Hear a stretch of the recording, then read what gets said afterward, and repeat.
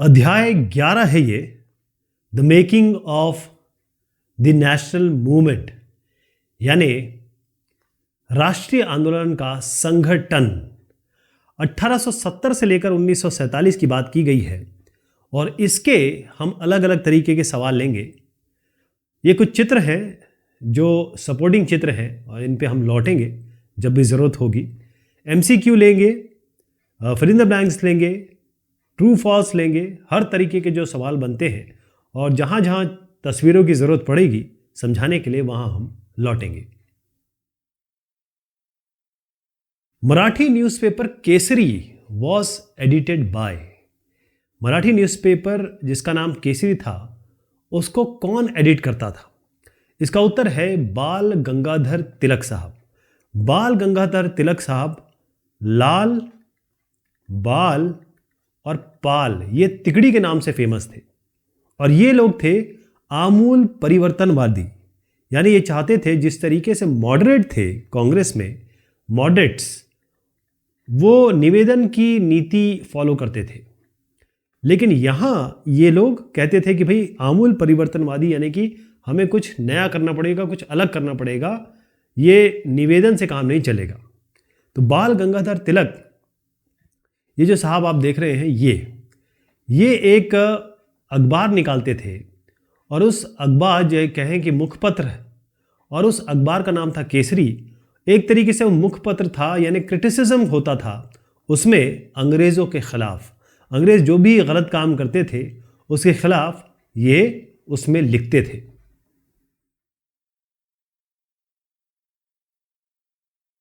Lala Lajpat Rai was a nationalist from. अब Lala Lajpat Rai nationalist यानी कि राष्ट्रवादी कहाँ से थे? जैसे मैंने आपको बताया, लाल, बाल और पाल ये तीनों कहाँ का थे? पहले एक चीज़ समझ लीजिए, लाला लाजपत राय पंजाब से थे। अब लाल, बाल, पाल की बात की जाए तो लाला लाजपत राय पंजाब से थे, बाल गंगाधर तिलक महाराष्ट्र से थे और बिपिन चंद्र पाल साहब ये बंगाल से थे। Which of the following movement is associated with Chittaranjan Das? Actually इनको CR दास के नाम से बड़ा जानते हैं लोग। तो किस चीज़ से ये रिलेटेड थे? कौन सा मूवमेंट था? बहुत सारे आंदोलन हुए ना, तो उसमें नॉन कोऑपरेशन मूवमेंट से बड़े एसोसिएटेड थे। अब इनका चित्र अगर मैं दिखाना चाहूँ आपको तो ये CR दास साहब यहाँ पर है। अब देखिए, ये जो साहब आपको दिख रहे हैं, थोड़ा इसको बड़ा कर दिया जाए, ये देश बंधु चितरंजन साहब, ये और मोतीलाल नेहरू साहब काफ़ी एक साथ इनका नाम लिया जाता है। दोनों ही लॉयर थे और बंगाल में बड़ा इनका नाम है और नॉन कोऑपरेशन मूवमेंट यानी कि असहयोग आंदोलन में इनका बहुत बड़ा रोल रहा है। द फाउंडर ऑफ खुदाई खिदमतगार वॉज। अब खुदाई खिदमतगार अगर मेरे पास इनका चित्र हो तो मैं ज़रूर दिखाऊंगा। बेसिकली बात हो रही है खान अब्दुल गफ़ार खान साहब की। तो ओके, अपने पास इनका चित्र नहीं है, लेकिन खान अब्दुल गफ़ार खान साहब, जिनको लोग बादशाह खान के नाम से भी जानते थे, तो इनका उत्तर है बादशाह खान। अब इनके बारे में बताता हूं। ये जो साहब थे ये पश्तून लीडर थे। आज का जो पाकिस्तान है उसमें एक जगह है, actually north west frontier province, वहां से आते थे और ये जो पार्टीशन हुआ और जो डिवीज़न हुआ उसके बहुत खिलाफ थे और गांधी जी के साथ बहुत क्लोजली एसोसिएटेड ये काम करते थे। और सबसे बड़ी बात, ये नॉन वायलेंस यानी अहिंसा के बहुत बड़े पक्षधर थे। खान अब्दुल गफ़ार खान, बादशाह Khan. Who established Natal Congress? कौन साहब ने किया? इसमें आपको कोई नाम दिख रहा है? अगर कोई नाम आएगा तो इसको हम टिक कर देंगे। महात्मा गांधी जी। कैसे? अब आप देखिए, महात्मा गांधी जी जो थे वो आए थे, वैसे वो हिंदुस्तानी थे, कई जगह उनके चित्र है, वैसे यहाँ महात्मा गांधी जी है, यहाँ महात्मा गांधी जी है, यहाँ महात्मा गांधी जी है, हर जगह आपको महात्मा गांधी जी ज़रूर दिख रहे होंगे। उसका कारण ये है कि महात्मा गांधी जी जब साउथ अफ्रीका में थे तो वहाँ पर रेसिज्म था। रेसिज्म यानी कि जो वाइट्स थे और जो ब्लैक और ब्राउन थे, मतलब काले और जैसे हिंदुस्तानी कलर होता है ब्राउन, और इनके बीच में बहुत बड़ी खाड़ी थी। वाइट्स जो थे इनको प्रताड़ित करते थे, या कहेंगे इनके लिए बहुत बहुत रूल बना के रखे थे। एक बार तो ये ट्रैवल कर रहे थे महात्मा गांधी ट्रेन में, इनको फर्स्ट क्लास में थे ये, इनको ट्रेन से बाहर फेंक दिया गया था। तो फिर इन्होंने नेटाल कांग्रेस, बहुत सारे हिंदुस्तानियों से के साथ मिलकर नेटाल कांग्रेस की स्थापना की। और वो ये रेसिज्म जो था, जो पहले अपार्थीड के नाम से शुरू हुआ था, उसके खिलाफ ये बात करते थे। और तभी ये इंटरनेशनल लीडर बन गए, प्रख्यात लीडर बन गए, पूरे विश्व में इनको माना जाता था। Bengal was divided by the British in the year, ये बड़ा इंपॉर्टेंट है, ठीक है। इसको आप 1905 दिमाग में डाल लीजिए। और आपको मैं ये दिखाता हूं कि एक साहब हैं जॉर्ज कर्जन। ये कौन साहब है, इनको जरूर देख लीजिए आप। ये जो जॉर्ज कर्जन दिख रहे हैं ना आप, ये जो थे, इन्होंने किया था ये काम। मतलब इनके नेतृत्व में ये जब लीडर थे, या ये लीडर क्या कहेंगे, मतलब एक तरीके से वायसराय थे ये, और लॉर्ड हमको इनको कह रहे हैं। तो जो कर्जन है, लॉर्ड कर्जन, इनके उसमें रजीम में बंगाल पार्टीशन हुआ था। ये आपको याद रखना है, ठीक है। और बंगाल पार्टीशन कैसे हुआ था मैं आपको दिखाता हूं जरा। बंगाल पार्टीशन जो है बड़ा अलग तरीके से हुआ था। इन्होंने किया क्या, और इसीलिए फिर इतनी खिलाफत और बढ़ गई, लोग इतने खिलाफ हो गए। मैं आपको दिखाऊं, यहीं से समझा देता हूं इन्होंने क्या किया। क्योंकि बंगालीज आर टॉप, आप मानते होंगे, कला के क्षेत्र में, दिमाग के क्षेत्र में, आईक्यू के क्षेत्र में, हर क्षेत्र में बंगाली बहुत ज़बरदस्त तरीके से ऊपर है। तो इन्होंने क्या किया, ये पूरा बंगाल था, यहाँ से यहाँ तक पूरा बंगाल, यानी कि बिहार भी बंगाल में था, उड़ीसा का बहुत पार्ट बंगाल में था। तो इन्होंने क्या किया, बंगाल बोले कि भाई हम ऐसा है, वो नहीं कर पा रहे, इसमें ठीक से एडमिनिस्ट्रेशन नहीं कर पा रहे, नियंत्रण नहीं कर पा रहे।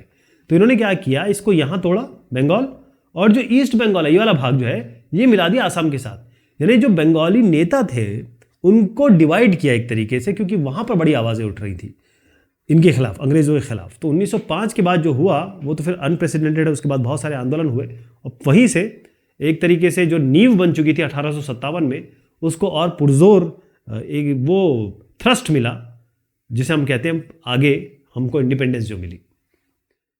Hindustan socialist republic association was related with the nationalist. अब आप देखेंगे इसको हम HSRA बता रहे हैं। तो HSRA मैं देखता हूं अगर उनका चित्र है, क्योंकि मैं आपको उनका उत्तर अभी बता रहा हूं, अगर आप बता पाए कौन साहब हैं। ये दिख रहे हैं आपको, ये साहब हैं सरदार भगत सिंह साहब। ये है सरदार, लेकिन अपने एक हिंदुस्तान के प्रति प्रेम के लिए या आज़ादी की लालसा में इन्होंने केश कटवा दिए हैं। देखिए, पंजाबी कभी भी केश नहीं कटवाते, लेकिन इन्होंने देश के लिए किया।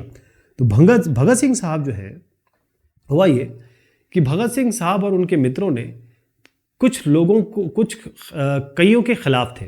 सबसे पहले तो कॉलोनियल रूल यानी ब्रिटिश के खिलाफ थे, और साथ में वो रिच जो अमीर थे, जो पीजेंट फार्मर, गरीबों यानी जो पुअर, ये रिच और ब्रिटिश रूल, कॉलोनियल रूल, जो पीजेंट या फार्मर किसानों और गरीबों के लिए या उनका जो शोषण करते थे, उनके खिलाफ थे। तो इन्होंने फिर ये HSRA का गठन किया। ये फिरोज शाह कोटला एक जगह है दिल्ली में, 1928 में किया इन्होंने इसका गठन। कब किया? 1928 में। अब भगत सिंह साहब जब, उसके बाद क्या हुआ कि लाला लाजपत राय, जिनको मैंने अभी आपको दिखाया, ये एक डेमोन्स्ट्रेशन कर रहे थे, यानी प्रदर्शन कर रहे थे, और उस मार्च में एक जनरल पुलिस वाले ने आदेश दे दिया कि लाठी चलाओ, और फिर लाठी चलने से इनके सर पे लाठी लगी और बेचारे इनका देहांत हो गया। इनको दिखा देता हूँ, ये इनकी बात मैं कर रहा हूँ। तो इन्होंने इनका बदला लिया, कैसे? सॉन्डर्स को मार के, सॉन्डर्स को मार दिया, और फिर एक और काम किया इन्होंने, BK दत्त के साथ मिलके इन्होंने जो असेंबली है, सेंट्रल असेंबली है, उसमें फेंक दिए बम। लेकिन बम के साथ इन्होंने फ्लायर्स भी रखे। फ्लायर्स मतलब होता है पैम्पलेट्स। ये जो पैम्पलेट्स है ना, इसमें लिखा था कि भाई हमारा जो मेन एम है वो बम किसी को किलिंग नहीं करना, किसी को मारना नहीं है, बल्कि डेफ ईयर्स यानी जो बहरे कान हो गए हैं ब्रिटिशर्स के और जो अमीरों के, उनको अपनी बात सुनानी है। इसके बाद इनको पकड़ लिया जाता है, इनको और भगत सिंह साहब को, और फिर इनको ट्राई किया जाता है यानी कि कोर्ट ऑफ लॉ में, और 23 साल की बहुत कम सी उम्र में इस देश के सबसे बड़े, हम कहेंगे कि इतनी कम उम्र में हम इनको बहुत बड़ा नाम ये बन गए कि इन्होंने अपने देश के लिए अपने जान की आहुति दे दी, फांसी पर लटक गए, भगत सिंह साहब। तो vernacular press act was enacted इन, अब यह हुआ 1878 में। वर्नाकुलर प्रेस एक्ट बड़ा गंभीर प्रेस एक्ट था। इसमें यह था, देखिए आप क्या करेंगे, अगर आपके खिलाफ कोई बात करता है तो आप क्या करेंगे, आज के ज़माने में आप इससे बात करेंगे, ये आपके खिलाफ बोलता है तो आप उनको समझाएंगे, मुक्का तो नहीं मार देंगे। लेकिन जो ब्रिटिश रूल था वो मुक्का मारने का काम करता था। कैसे? अब कोई प्रेस है, प्रेस का मतलब क्या होता है कि जो जानकारी है वो देना, है ना। तो चाहे मैगजीन निकालना, न्यूज़पेपर निकालना, या फ्लायर्स या पैम्पलेट्स निकालना, फ्लायर्स कह देते हैं इसको, तो ये सब निकाला प्रेस का काम होता है। ब्रिटिश रूल ने जो वर्नाकुलर एक्ट है उसके थ्रू क्या किया, इन्होंने कहा कि अगर कोई भी प्रेस हमारे खिलाफ कुछ भी लिखेगा तो हम प्रेस को जब्त कर लेंगे और किसके जो लोग हैं उनको जेल कर देंगे। तो ये बड़ा गंभीर एक्ट था कि भाई आपने फ्रीडम ऑफ एक्सप्रेशन या फ्रीडम ऑफ स्पीच छोड़, एक तरीके से लोगों के अधिकारों का हनन कर दिया। तो 1878 ध्यान रखना है आपको। Ilbert bill was introduced in, ये कब आया था? 1883। अब आप ये देख रहे हैं कि इसमें ये नहीं पूछा गया कि कब पास हुआ, क्योंकि वो पास ही नहीं हुआ। इल्बर्ट बिल आया हुआ, एक्ट कभी नहीं बना। अब कहानी समझिए इसकी। हुआ ये कि ये है एक अंग्रेज जज, इसे हम कहेंगे ब्रिटिश जज, ये है एक इंडियन जज। अब पहले क्या था कि ब्रिटिश जज किसी इंडियन क्रिमिनल और ब्रिटिश क्रिमिनल, किसी ने भी अगर गुनाह किया है, उन दोनों को ट्राई कर सकता था, या उन दोनों के लिए सुन सकता था, फैसला ले सकता था। जो इंडियन जज था वो केवल और केवल इंडियन क्रिमिनल या जिसने कोई गुनाह किया, क्राइम किया है, उसका केस सुन सकता था, उस पर फैसला दिया कर सकता था। लेकिन इल्बर्ट बिल जब आया तो उसने कहा कि जो इंडियन जज है वो इंडियन क्रिमिनल साथ में ब्रिटिश क्रिमिनल दोनों को ट्राई कर सकता है। बस यहीं पे ब्रिटिश या कहीं यूरोपियन ये बिखर गए। उन्होंने कहा ये क्या बात है, हम कभी भी इंडियन जज का फैसला नहीं सुनेंगे। तो इल्बर्ट बिल जो लाया गया, ब्रिटिश लोगों ने, अंग्रेजों ने या फिर यूरोपियन ने इतनी उसकी खिलाफत की कि इस इल्बर्ट बिल को वापस ले लिया गया। बस इसी से इंडियन नाराज हो गए, हिंदुस्तानी लोग नाराज हो गए कि ये क्या बात है भाई, ये भी जज जिसने भी कानून की पढ़ाई की है, ये भी जज जिसने भी कानून की पढ़ाई की है, तो ये ही क्यों ब्रिटिश लोगों के बारे में फैसला लेगा, इंडियन जज क्यों नहीं ले सकता। तो ये जो खिलाफत थी वो इल्बर्ट के खिलाफ हुई। बेसिकली वर्नाकुलर एक्ट और ये इल्बर्ट एक्ट और इसके पहले आया था आर्म्स एक्ट, ये तीनों ने मिलकर एक खाका तैयार किया या जमीन तैयार की आगे के आंदोलनों के लिए। Naoroji was dash settled in London. तो नौरोजी साहब को पहले मैं दिखाऊंगा आपको। देखिए साहब, ये है हमारे नौरोजी साहब। कौन है ये? दादा भाई नौरोजी। ये जो है कांग्रेस जब इसकी स्थापना हुई थी ना, और इसमें इन्होंने बताया था, पहले तो कांग्रेस की स्थापना इन्होंने, बहुत बड़ा रोल था इनका, 72 लोग जो थे, मुंबई में स्थापना हुई थी। अब दादा भाई नौरोजी जो थे उन्होंने एक किताब लिखी और उसमें बताया था कि ब्रिटिश के आने के कारण देश क्यों फेमाइन और क्यों पॉवर्टी या गरीबी में चला गया। तो इनका चेहरा देख लिया आपने, ध्यान रखिए, अब इनके बारे में बताता हूं आपको। तो ये थे एक बिजनेसमैन और पब्लिसिस्ट। बिजनेस से मतलब ये व्यवसायी तो थे, साथ में ये पब्लिसिस्ट भी थे, जैसे विज्ञापन वगैरह करते हैं ना, वो थे। और ये सेटल्ड थे लंदन। और आपको जान के बड़ा आश्चर्य होगा कि ये जो ब्रिटेन की पार्लियामेंट है उसके भी मेंबर रहे। कौन? दादा भाई नौरोजी। ठीक है साहब, तो अभी तो फिलहाल इतना ही रखते हैं। Second world war ended in, कब खत्म हुआ ये, इसको मैं बताता हूं। ये 1 सितंबर 1939 से शुरू हुआ और उसके बाद ये 2 सितंबर 1945 को खत्म हुआ। इसमें जर्मन एक मेन पार्टी थी, ध्यान रखिएगा, और ब्रिटिश दूसरी पार्टी में था, मतलब ब्रिटेन दूसरी पार्टी में था। और इस कारण से हिंदुस्तान में भी बड़े परिवर्तन हुए। द फाइट फॉर पूर्ण Swaraj was fought under the presidentship of. तो पूर्ण स्वराज किसके लीडरशिप में, प्रेसिडेंटशिप में हुई? ये हैं हमारे जवाहरलाल नेहरू साहब।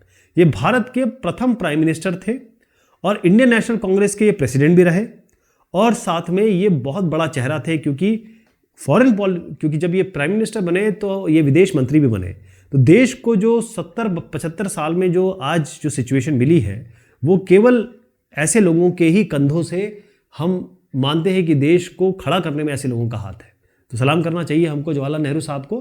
मैं ज़रा दिखाऊंगा, ये एक तरीके से देश के जो बिल्डर्स लोग हैं ना, उनमें से है। ये सारे स्वतंत्रता सेनानी लोग हैं जिन्होंने इस देश को बनाया, तो इनकी बड़ी हमें रिस्पेक्ट करनी चाहिए। इनके बारे में कुछ बुरा कोई बताए तो ना सुने ना जाने, क्योंकि ये लोग हर ने अपने पूरा जोर लगा के इस देश के लिए काम किया, जवाहरलाल नेहरू साहब। ठीक है, तो हम आते हैं यहाँ पर। अच्छा, ये एक चीज़ और दिखा दूँ जो मैं आपको बता रहा था ना, सेकेंड वर्ल्ड वॉर, वो ये है 1 सितंबर 1939 से लेकर 2 सितंबर 1945। ओके, ये हो गया अपना हु वॉज दी फर्स्ट। अच्छा, एक चीज़ और बता दूँ आपको, ये बड़ी इंपॉर्टेंट बात है। जब पूर्ण स्वराज की घोषणा करते हैं ये हुआ था 1929 में, जब जवाहरलाल नेहरू साहब कांग्रेस के, इंडियन नेशनल कांग्रेस के प्रेसिडेंट थे। तब इन्होंने इस अधिवेशन में जब प्रस्ताव पारित किया पूर्ण स्वराज का, तो फिर इन्होंने कहा कि जो 26 जनवरी है 1930, ये दिवस हमारा पूर्ण स्वराज का होगा। तो अब आप समझते हैं 26 जनवरी कैसे आया। वैसे तो रिपब्लिक डे है, लेकिन इस समय इन्होंने पूर्ण स्वाधीनता मनाने, स्वतंत्रता दिवस मनाने की बात की थी, लेकिन 26 जनवरी हमारा रिपब्लिक डे है, ध्यान रखिएगा। Who was the first Indian governor general of free India, ये सवाल पूछा ही जाता है। सी राजगोपालाचारी।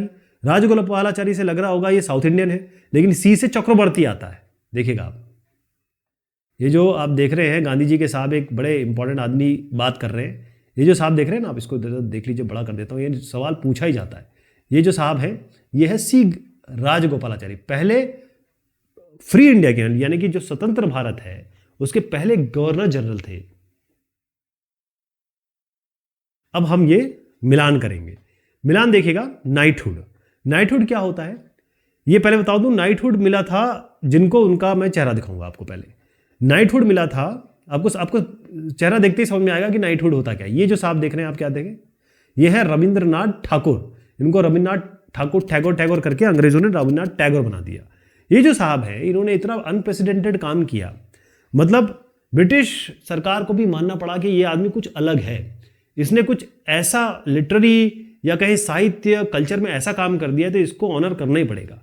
तो यहां पर है an honour granted by the British crown for exceptional personal achievement, मतलब कुछ ऐसा अचीवमेंट, कुछ ऐसी चीज प्राप्त कर ली या फिर समाज को दे दी जिसके लिए ब्रिटिश को भी, या क्राउन जो वहां के राजा रानी महारानी, उन्होंने इनको कहा कि आप नाइटहुड हैं, ऐसी उपाधि दे दी।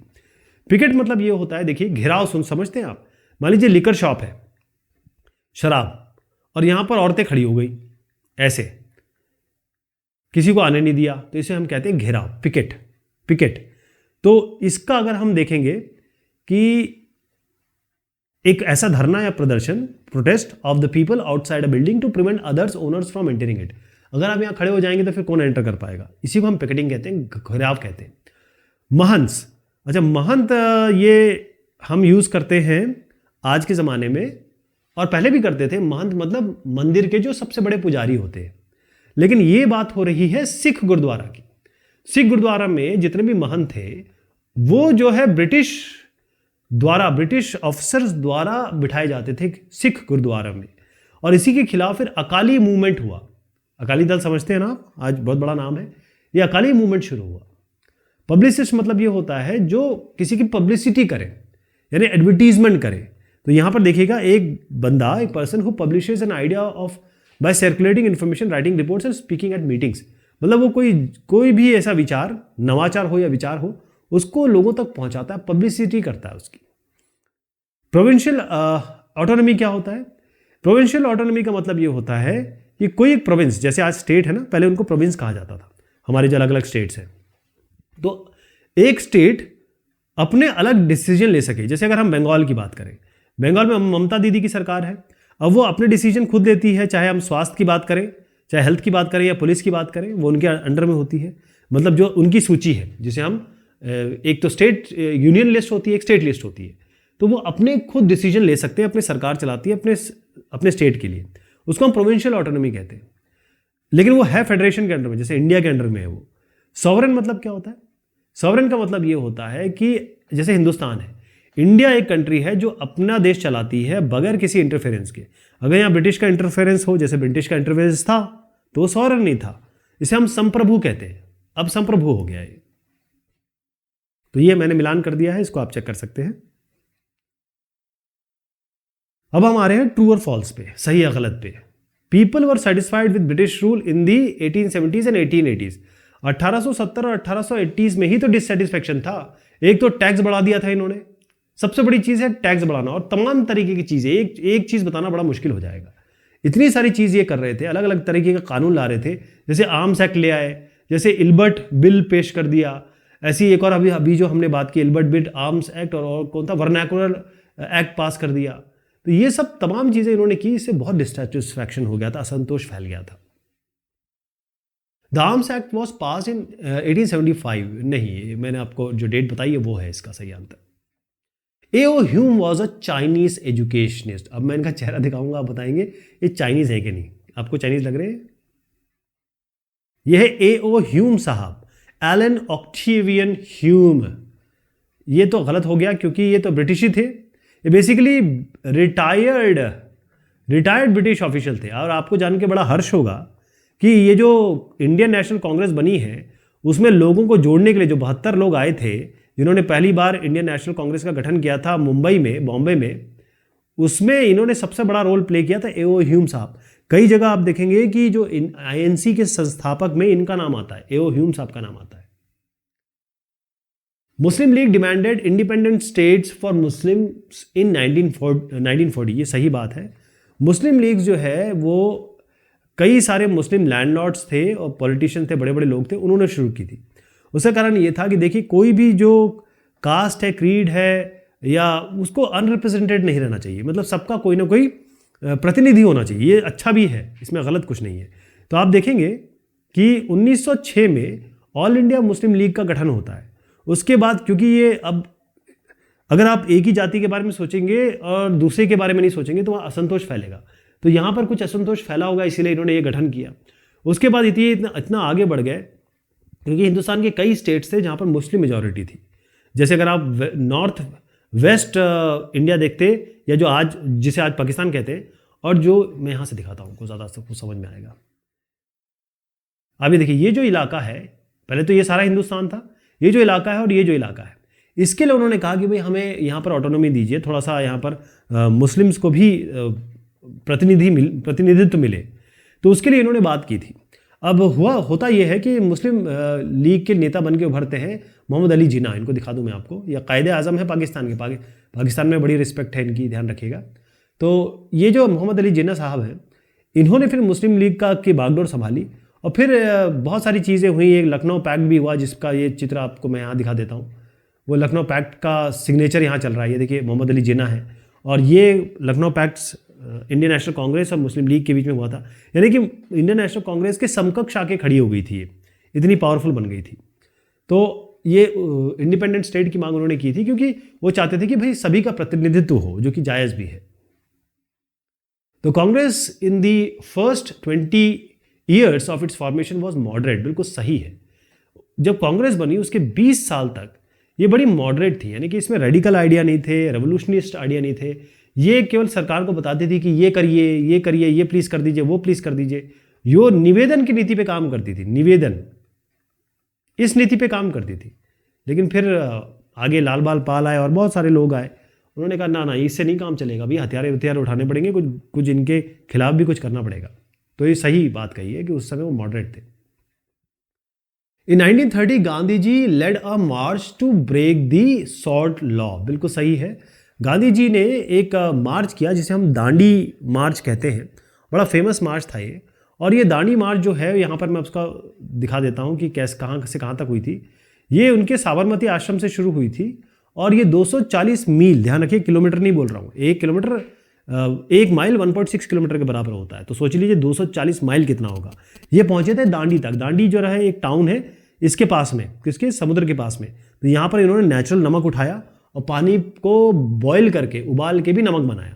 तो ये काम इन्होंने किया था यहाँ पर। मतलब खुलेआम इन्होंने कहा नमक तो हर आदमी के खाने में ज़रूरी है, चाहे गरीब हो चाहे अमीर हो, चाहे पुअर हो चाहे रिच हो, सॉल्ट तो चाहिए। सॉल्ट पे एक तो आप टैक्स लगा रहे हो, दूसरा क्या है कि सॉल्ट बनाना, मैन्युफैक्चरिंग और उसका जो बेचना बाचना वो भी आप कर रहे हो, ये तो गलत बात है। उसे खिलाफ किया था इन्होंने। The leaders of Khilafat agitation was Mohammad Ali and Shaukat Ali. बिल्कुल सही है। खिलाफत एजिटेशन थोड़ा सा आपको समझा देता हूँ। खिलाफत एजिटेशन क्या हुआ था, बस शॉर्ट में बताता हूँ आपको। ये देखिए, इसमें हुआ यह था कि ये मोहम्मद अली और शौकत अली दिख रहे हैं आपको। इसमें क्या हुआ था कि ये ऑटोमन एम्पायर था पहले, जो बेसिकली टर्की उसका सेंटर पॉइंट था, तुर्की जो आज का है। ऑटोमन एम्पायर में खलीफा थे। खलीफा जो थे उसको यूरोपियंस ने, जिसमें ब्रिटिश भी थी, उन्होंने हरा दिया और उन पर डाल दी बहुत ज़बरदस्त संधि, और संधि के कारण उनके जो भी रिलीजियस प्लेसेस थे वो भी कंट्रोल कर लिया। तो सारे विश्व के जो मुस्लिम थे वो इसके खिलाफ हो गए। वो ये कह रहे थे कि ये जो खलीफा जिसको हम अपना लीडर मानते हैं उसके खिलाफ जो यूरोपियन कर रहे हैं ये गलत कर रहे हैं। तो पूरा जो विश्व है वो इनके खिलाफ था, यूरोपियंस के खिलाफ, जो ब्रिटिशर्स भी उस यूरोपियन में आते थे। तो इसके लिए हर जगह के मुसलमान इसका विरोध कर रहे थे। तो हिंदुस्तान के मुसलमान भी इसका विरोध कर रहे थे। तो उसकी जो बागडोर संभाली वो मोहम्मद अली और शौकत अली ने संभाली। समझ गया? ऑटोमन एम्पायर, टर्की, वहाँ के जो खलीफा है, वहाँ के जो खलीफेट है, वो पूरे मुसलमानों के लीडर थे, जिसके खिलाफ ये बात की। तो खिलाफत आंदोलन का हिंदुस्तान से कोई लेना देना नहीं है, लेकिन जब 3 आंदोलन एक साथ चले तो उसमें खिलाफत आंदोलन भी शामिल कर दिया गया। गांधी जी ने उसको शामिल किया ताकि मुसलमानों का भी रिप्रेजेंटेशन हो। यहां पर फिल इन द ब्लैंक्स करेंगे। The arms act dash Indians from having arms. तो इसमें यह कहा कि भाई इंडियन आर्म्स नहीं रख सकते। अब जानवर के खिलाफ, वाइल्ड लाइफ या वाइल्ड के खिलाफ, या फिर अपनी सेफ्टी के लिए, या फिर धर्म के लिए हिंदुस्तान के लोग आर्म रखते ही हैं, रखते ही थे। उसको डिसअलाउ कर दिया कि कोई आर्म नहीं रखेगा, जैसे तलवार नहीं रखेगा, बंदूक नहीं रखेगा। वो आर्म्स एक्ट था जिसके लिए बहुत असंतोष फैला था। Gandhi ji and his followers march from dash to Dandi. ये मैंने आपको दिखाया भी, साबरमती आश्रम से डांडी तक गए थे। 240 मील का इन्होंने पूरा तय किया था। और इसमें गांधी जी के साथ बहुत सारे लोग थे, जिसमें सरोजिनी नायडू भी थी, जो पहली महिला प्रेसिडेंट बनी इंडियन नेशनल कांग्रेस की। 16 August 1946 was announced as dash by the Muslim League. हुआ ये कि इन्होंने कहा डायरेक्ट एक्शन डे, क्योंकि कई सारी जो वार्ता थी वो खत्म हो गई थी या बन नहीं पाती क्योंकि इंडियन नेशनल कांग्रेस और मुस्लिम लीग के साथ ही ब्रिटिश बात कर रहे थे, लेकिन इनके बीच में ना डेडलॉक सिचुएशन थी, तभी तो पार्टीशन हुआ। तो पार्टीशन के पहले 16 अगस्त 1946 में इन्होंने, मुस्लिम लीग ने कहा अब डायरेक्ट एक्शन डे करना है। और उसके बाद कलकत्ता में, इस दिन के बाद कलकत्ता में राइट्स हो गए। फिर उसके बाद राइट जो है वो यूनाइटेड प्रोविंसेस उत्तर प्रदेश में फैल गए, और उसके बाद फिर पार्टीशन हुआ, बहुत सारे लोग बेचारे बेघर हुए। Dash is popularly known as Raja ji. कौन साहब है राजा जी? अच्छा, अभी तो रविश कुमार जी को राजा जी बोलते हैं, लेकिन सी राजगोपालाचारी, आप यहाँ पर देखिएगा, इनको फिर से बता दिया, पहले गवर्नर जनरल रहे हिंदुस्तान के। इनको फिर से देख लीजिए, ये सी राजगोपालाचारी, कितना बड़ा नाम है, सोच लीजिए आप। अच्छा, जो इंटरिम गवर्नमेंट बनी थी ना 1946 में, उसमें भी ये थे। चलिए साहब, हमने कोशिश की पूरा चैप्टर हम इन सवाल और जवाब के जरिए समझ लें, और ऑलमोस्ट हमने सब कवर किया है। कोई और भी चीज़ हो तो मुझे बताइएगा, इसको और देख सकते हैं। तब तक शुक्रिया, मेहरबानी आप सभी की।